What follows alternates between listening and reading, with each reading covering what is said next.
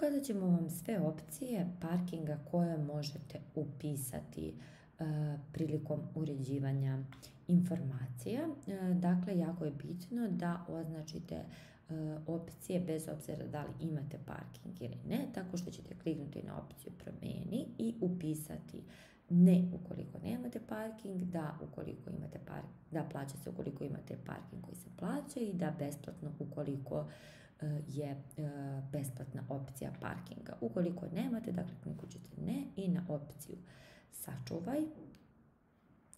A ukoliko imate, na primjer, parking koji se plaća, u padajućem meniju označit ćete da plaća se, kada će vam izaći opcije za uređivanje i drugih informacija što se tiče parkinga. Prvo jeste da označite da li je parking privatni ili javni, što to znači, dakle, parking mjesto je u vašem posedu ili se ovaj parking nalazi u okviru neke javne garaže koje je u blizini ili mjesta na ulici koje nije u vašem posedu. Znači ćemo, na primjer, privatnim, nalazi se u okviru ili u blizini objekta, stavit ćemo u okviru objekta.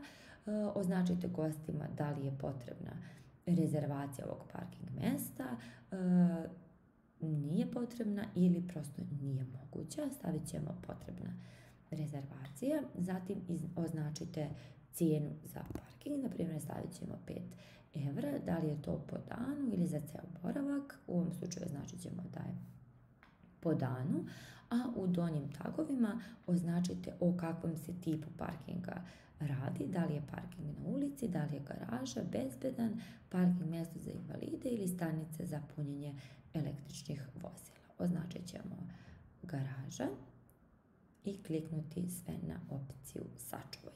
Jako je bitno da vam skrenemo pažnju da popunite sve ove opcije kako bi se gostima prikazalo na prezentaciji vašeg apartmana i kako bi gosti bili upoznati sa svim opcijama parkinga koje vaš smještaj posjeduje. Ovo je jako bitno jer je parking jedna od važnih stavki prilikom rezervacije apartmana. Kada označite sve opcije, kliknite na opciju sačuvaj i vaše informacije će biti sačuvane.